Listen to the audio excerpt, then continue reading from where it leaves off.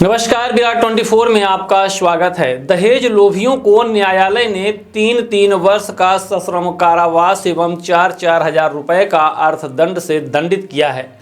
आपको बता दें कि 14वें अपर सत्र न्यायाधीश रीवा जिला रीवा मध्य प्रदेश के न्यायाधीश संतोष कुमार तिवारी ने न्यायालय में विचाराधीन सत्र प्रकरण में निर्णय पारित कर आरोपी रजनी पुरुषवानी पति अशोक पुरुषवानी उम्र 64 वर्ष, अशोक पुरुषवानी पिता नानकराम पुरुषवानी उम्र 65 वर्ष, जितेंद्र पुरुषवानी पिता अशोक पुरुषवानी उम्र 39 वर्ष, सभी निवासी दैनिक आलोक प्रेस के पास घोघर रीवा को 306/498 ए भारतीय दंड विधान एवं 3/4 दहेज प्रतिषेध अधिनियम के अपराध में धारा 306 में 3 वर्ष का सश्रम कारावास एवं जुर्माना 2000 रुपये, 498 ए भारतीय दंड विधान में 2 वर्ष की सजा एवं 1000 रुपये के अर्थदंड, धारा 4 दहेज प्रतिषेध अधिनियम में 2 वर्ष एवं 1000 अर्थदंड से दंडित किया है।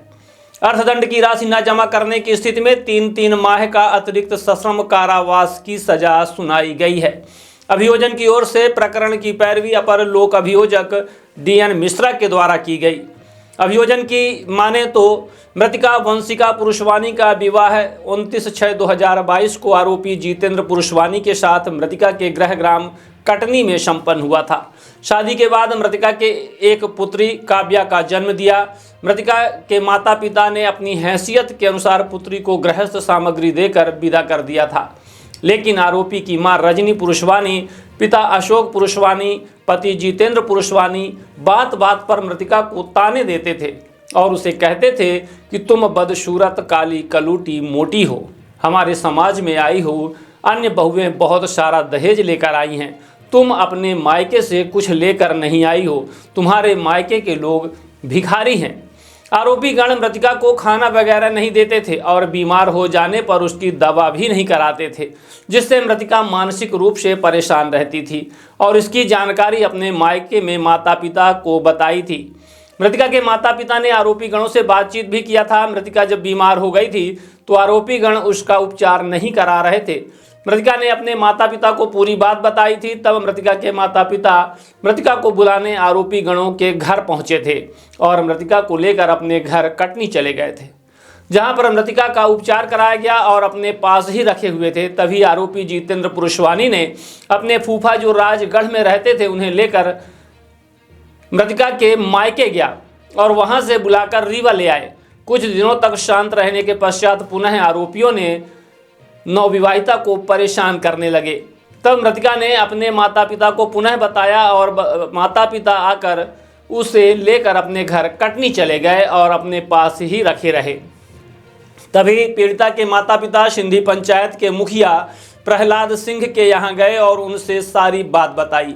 तो मुखिया प्रहलाद सिंह मृतिका के मायके कटनी पहुंचे और वहां से मृतिका एवं उसकी पुत्री वंशिका पुरुषवानी को अपने साथ में लेकर आरोपी गणों के घर पहुंच गए और समझौता कराया था कि मृतिका और आरोपी जितेंद्र पुरुषवानी ऊपर वाले कमरे में रहेंगे और आरोपी अशोक पुरुषवानी रजनी पुरुषवानी के साथ घर के नीचे वाले कमरे में रहेंगे।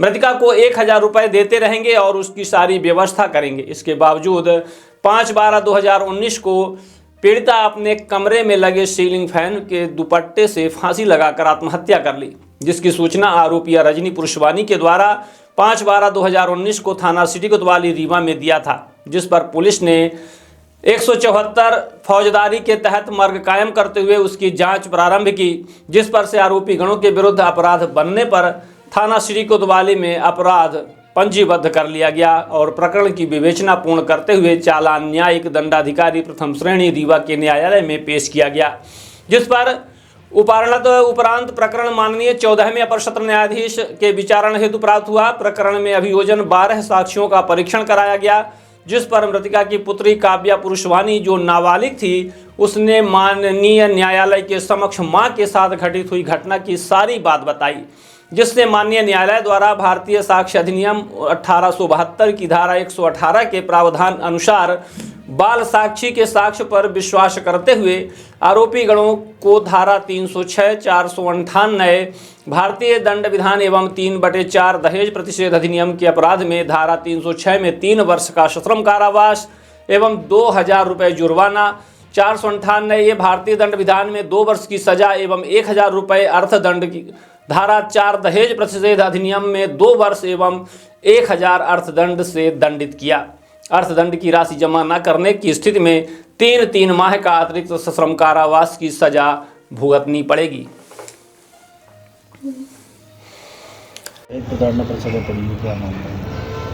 ये मामला घोघर का है। दैनिक आलोक प्रेस के सामने रजनी पुरुषवानी पति अशोक पुरुषवानी उम्र 64 वर्ष, अशोक पुरुषवानी पिता नानक राम पुरुषवानी उम्र 65 वर्ष, जितेंद्र पुरुषवानी पिता अशोक पुरुषवानी उम्र 39 वर्ष। ये सभी निवासी दैनिक आलोक प्रेस के पास घोघर के रहने वाले हैं। जितेंद्र पुरुषवानी का विवाह कटनी में वंशिका पुरुषवानी के साथ 29/6/2012 को कटनी में हुआ था। शादी के साथ ही वंशिका पुरुषवानी की विदा कर दी गई थी, विदाई हुई थी और माँ बाप ने अपनी हैसियत के अनुसार जितेंद्र पुरुषवानी जो मृतिका का पति है उसे सहयोग राशि भी दी थी। लेकिन इसके बावजूद भी रजनी पुरुषवानी, अशोक पुरुषवानी और जितेंद्र पुरुषवानी जब वह ससुराल आई तो उसे लगातार दहेज के लिए प्रताड़ित करते रहे। उससे पैसे की मांग करते थे, उसे खाने पीने की व्यवस्था नहीं करते थे और कभी उसको बोले तुम मोटी हो, उसे मानसिक रूप से प्रताड़ित करते थे, कभी बदसूरत हो, इससे वो परेशान रहती थी। इस संबंध में उसने अपने माता पिता से बताई कि मुझे ससुराल में इस तरह मेरी सास, मेरे पति प्रताड़ित कर रहे हैं, जिस पर मृतका के माता पिता रीवा आए और आपस में बैठ के समझौता किए और लड़की की तबीयत भी ज़्यादा ख़राब थी, उसका उपचार भी नहीं करा रहे थे, तो अपनी लड़की को साथ में लेकर के कटनी चले गए। वो जब स्वस्थ हुई तो ये लोग लेने नहीं गए क्योंकि इनकी मांग थी कि उसकी पूर्ति नहीं कर पा रहे थे मृतका के परिजन।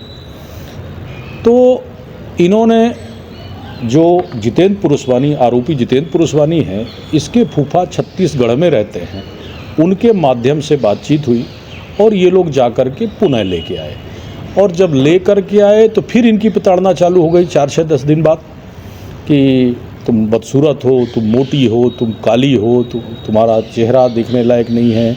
और भी जो हमारे समाज की महिलाएं हैं, वो जो जिनका विवाह हुआ है यहाँ आई हैं, वो बहुत सारा सामग्री दहेज की लेके आई हैं, तुम्हारे माँ बाप ने कुछ भी नहीं दिया।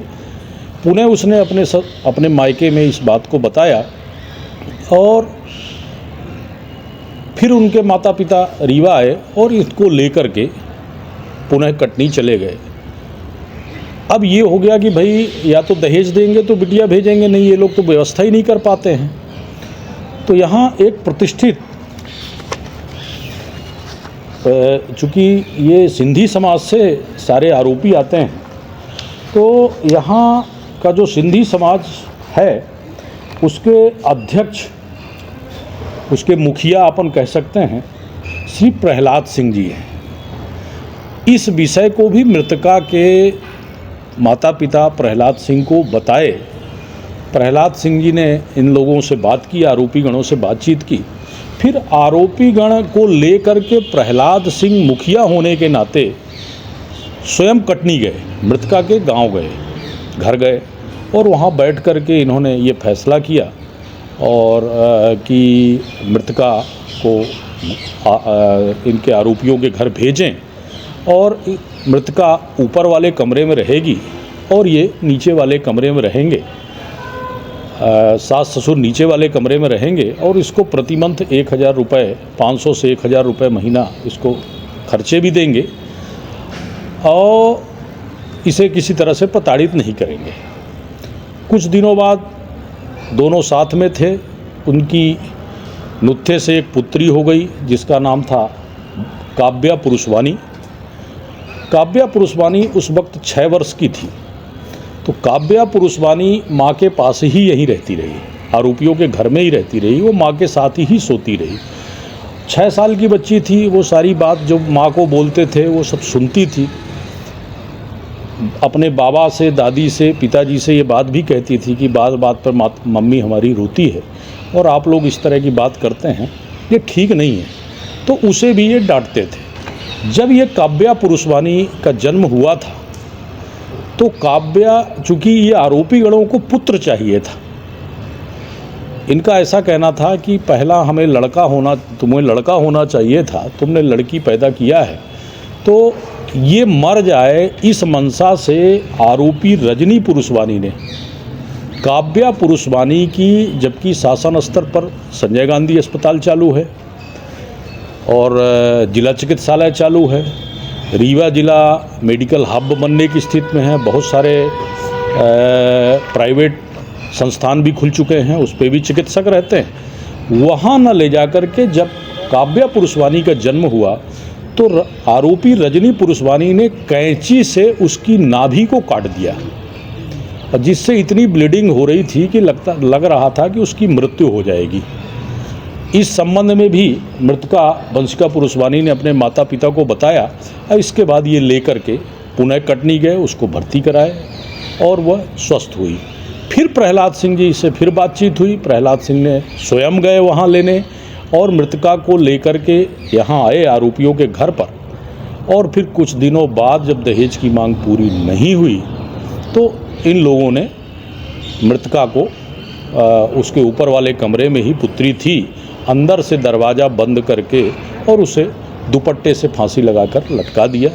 काव्या पुरुषवानी ने, जो 6 वर्ष की अबोध बालिका थी, उसने न्यायालय के सामने ये साक्ष्य दिया है कि जब मैं जगी तो मैंने देखा कि मेरी मम्मी की दोनों पैर बिस्तर में आधे मुड़े हुए थे, लटकी, पूर्णतः लटकी हुई नहीं थी।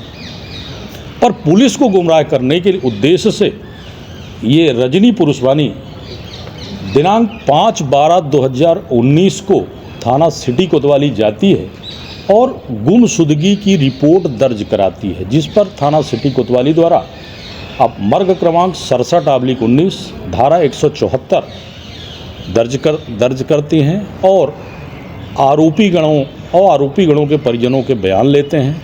तब तक इसकी सूचना मायके पक्ष के लोगों को हो जाती है तो वह भी कटनी से चलकर यहाँ आते हैं। पुलिस के द्वारा सूचना पर से उसके मकान को सीज कर दिया जाता है।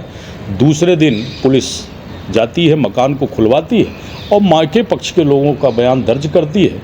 दर्ज करने पर यह अपराध प्रमाणित पाया जाता है तो थाना सिटी कोतवाली में इन्हीं रजनी पुरुषवानी, अशोक पुरुषवानी और जितेंद्र पुरुषवानी के विरुद्ध अपराध क्रमांक 10/1014/19 धारा 306, 458A भारतीय दंड संहिता, धारा 3/4 दहेज प्रतिषेध अधिनियम का मामला पंजीबद्ध किया जाता है। पुलिस इस पर विवेचना करती है और विवेचना पूर्ण हो जाने पर इसका चालान न्यायिक मजिस्ट्रेट प्रथम श्रेणी रीवा श्रीमती श्वेता परते की न्यायालय में आता है। इसके बाद ये मामला सेशन ट्रायल होने से ये कमिट होकर के 14वें अपर सत्र न्यायाधीश श्री संतोष कुमार तिवारी जी के न्यायालय में आता है, जिस पर इस प्रकरण की पैरवी मेरे द्वारा की जाती है और शासन के पक्ष में मेरे द्वारा 12 साक्षियों को परीक्षित कराया जाता है, जिस पर न्यायालय रजनी पुरुषवानी, जितेंद्र पुरुषवानी और अशोक पुरुषवानी इन तीनों को दोषी मानती है और धारा 306 में 3 वर्ष माने तीनों आरोपियों को 3-3 वर्ष की सज़ा और 2000 रुपये जुर्माना, धारा 498 में 2 वर्ष की सज़ा, 1000 रुपये जुर्माना, व्यतिक्रम की स्थिति में 3 माह का अतिरिक्त कारावास, 3 माह के अतिरिक्त कारावास की सजाएं तीनों आरोपियों को सुनाई जाती है। क्या नाम है आपका? DN मिश्रा, शासकीय लोक अभियोजक रीवा, अतिरिक्त लोक अभियोजक रीवा।